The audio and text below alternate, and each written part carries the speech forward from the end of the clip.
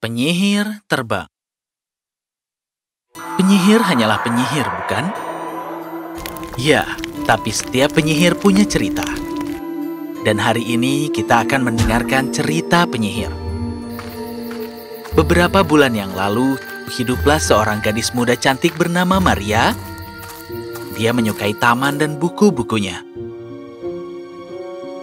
Maria dirawat oleh ibunya yang mencintainya lebih dari apapun di dunia.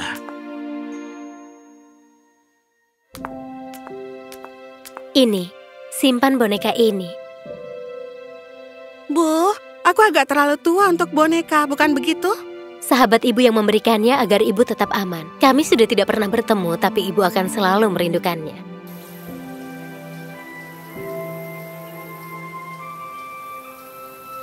Apapun yang terjadi, boneka itu akan selalu melindungimu dan menunjukkan jalan yang benar.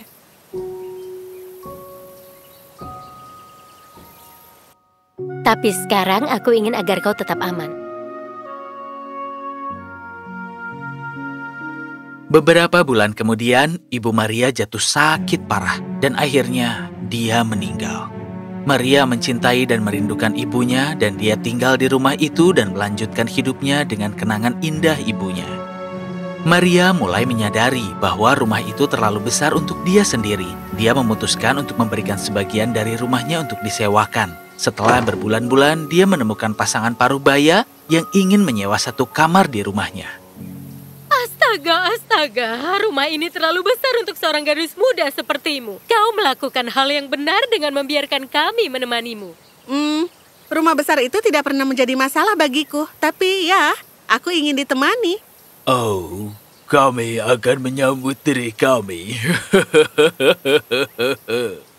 Maria berbaik hati, jadi dia tidak pernah curiga. Dia dengan senang hati mengajak mereka berkeliling. Tapi Tuan dan Nyonya Giberson punya rencana berbeda. Mereka ingin merebut rumah itu dari Maria.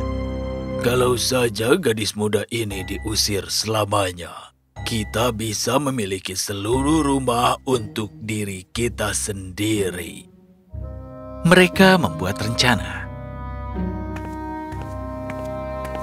Oh tidak, sayang. Tolong bantu kami. Suamiku mengidap penyakit yang aneh dan yang bisa menyembuhkannya tinggal di seberang perbukitan jauh di dalam hutan. Tapi dia penyihir. Namanya Baba Yaga. Maaf sekali, ini tidak adil. Bagaimana bisa aku meminta seorang gadis untuk pergi ke penyihir? Itu sangat egois, tidak? Tapi Maria memiliki jiwa yang lembut. Ditinggalkan dengan sangat berani untuk bertemu Baba Yaga dan memohon padanya untuk menyelamatkan Tuan Giberson tanpa mengetahui niat sebenarnya dari mereka berdua.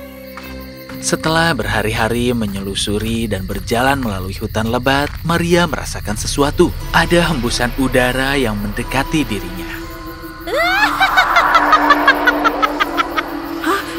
Itu Baba Yaga melaju ke hutan dengan piring terbangnya. Oh, tidak. Aku telah melakukan kesalahan. Aku tidak bisa melangkah lebih jauh. Ya, kau bisa. Dan kau harus. Hah? Siapa itu? Penyihir? Oh, tidak. Apa aku akan berubah menjadi ayam? Tidak, konyol. Ini aku, boneka favoritmu. Dan itu benar, boneka yang diberikan kepada Maria oleh ibunya. Dia menjelaskan kepada Maria bahwa dia adalah boneka ajaib. Maria kaget. Aku tidak tahu harus percaya, tapi aku baru saja melihat penyihir di piring terbang. Aku akan mempercayaimu, bonekaku yang bisa bicara. Bagus, sekarang dengarkan aku. Sisakan roti dan susu dari makanan yang kau bawa. Lanjutkan ke pondok penyihir dan berikan sepotong roti dan susu ke anjing dan kucing. Lakukan yang aku katakan dan kau akan baik-baik saja. Beranilah.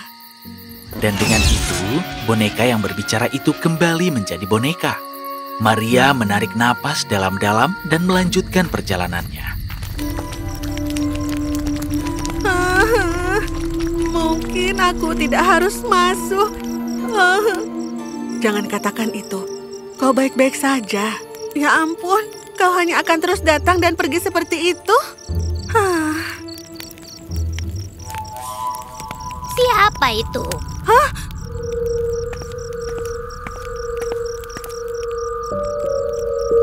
Kau pikir kau bisa membodohi Baba Yaga, gadis bodoh? Tidak, aku mohon. Aku kesini untuk mencari bantuan. Aku mengenal pasangan yang tinggal di tempatku dan Tuan Giberson tidak sehat dan dia punya penyakit langka dan hanya kau yang punya obat untuk itu. Benarkah? Biarkan aku melihat apakah kau berkata jujur. Baba Yaga membuka potnya dan merapalkan mantra. Dia melihat ke dalam dan melihat bahwa Tuan Giberson sangat sehat dan pasangan itu menari di rumah. Baba Yaga berbalik dengan rasa marah. Kau pencuri, beraninya kau berbohong. Apa kau tahu siapa aku? Aku akan mengubahmu menjadi biola.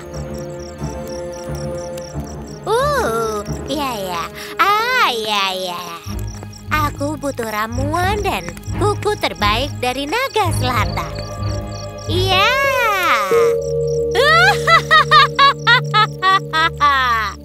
Baba Yaga mengunci Maria di sebuah ruangan dan pergi untuk mengambil perbekalannya untuk membuat mantra. Aku harus apa sekarang, boneka? Katakan sesuatu.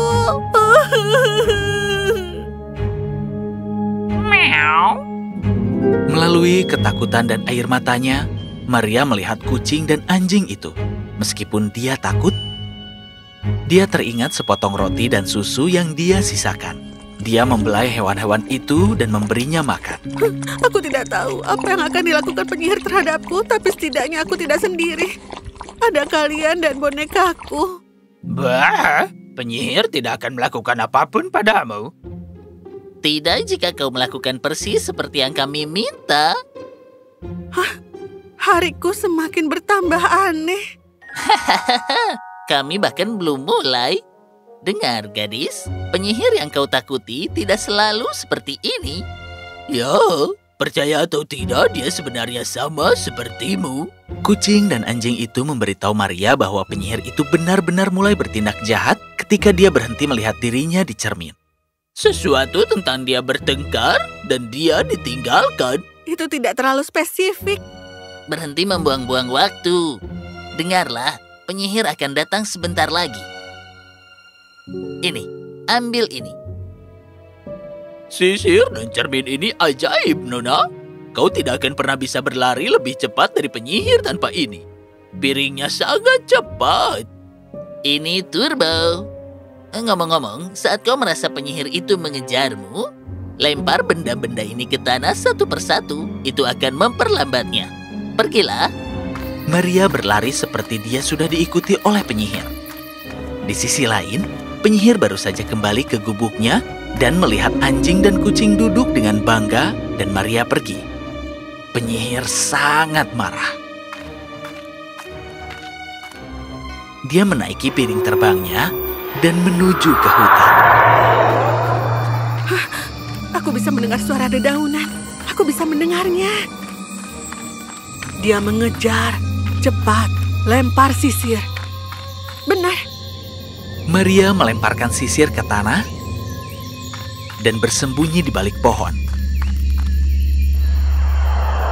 Yang mengejutkannya, segera setelah penyihir itu mendekati sisir, sisir itu terbang dan mulai menyisir rambut acak-acakan penyihir itu.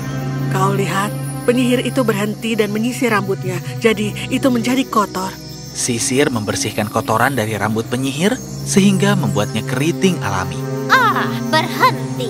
Aku tidak suka ini. Lari, Maria. Maria berlari sekuat tenaga, tapi beberapa saat kemudian dia bisa mendengar penyihir itu mendekat lagi. Tunggu. Cermin. Saat Maria bersembunyi di balik batu besar, dia melihat cermin ajaib itu berubah menjadi gunung cermin raksasa.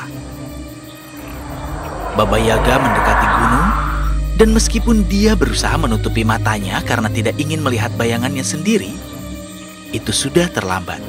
Dan yang mengejutkan Maria, penyihir itu mulai menangis. Dia sedang menangis. Oh tidak, aku menyakitinya. Kenapa aku? Jika Ana di sini, dia akan menyisir rambutku dan menaruh bunga seperti yang selalu dia lakukan. Setidaknya dia punya boneka ajaib yang kuberikan padanya untuk mengingatku. Tapi apa yang kumiliki? Oh, aku merindukanmu, Ana.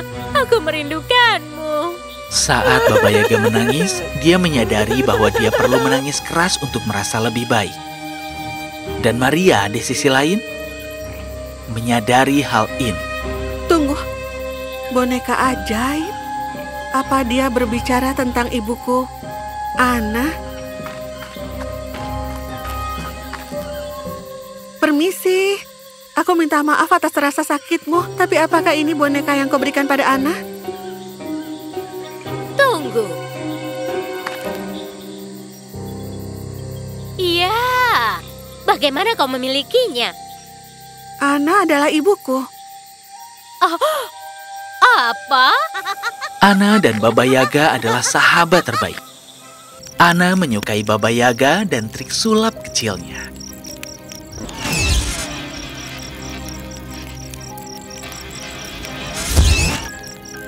Tapi setelah pertengkaran kami tidak lagi bicara. Aku menyadari dia telah pergi dan aku tidak bisa menghadapinya. Aku berhenti melihat ke cermin dan berhenti merawat diri. Tapi saat itu aku mulai menggunakan sihir untuk tujuan salah. Sekarang setelah melihat diriku, aku menyadari aku telah mengecewakan Ana. Tidak, belum. Ana tidak pernah melupakanmu. Aku mengerti sekarang. Dia ingin aku menemukanmu. Itu sebabnya dia memberiku boneka ini. Boneka itu adalah hadiah dari Baba Yaga untuk Ana. Boneka itu hanya akan hidup untuk membantu Ana, dan setelah Ana pergi, boneka itu membantu Maria. Baba Yaga memeluk Maria erat-erat dan bersumpah tidak akan pernah melepaskannya. Baba Yaga memberi pelajaran yang sangat bagus kepada pasangan Giberson. Mereka sekarang tahu untuk tidak menipu siapapun lagi. Miau.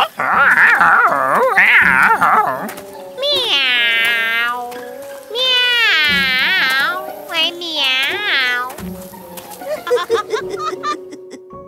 Baba Yaga sekarang mengerti pentingnya melihat diri sendiri.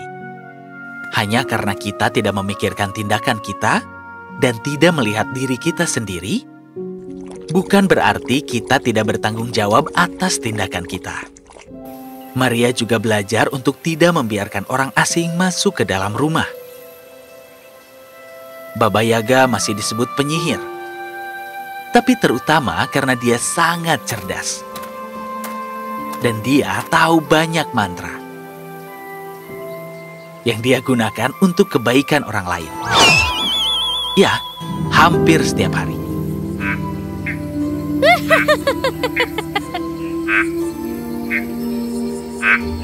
Nona, Baba Yaga?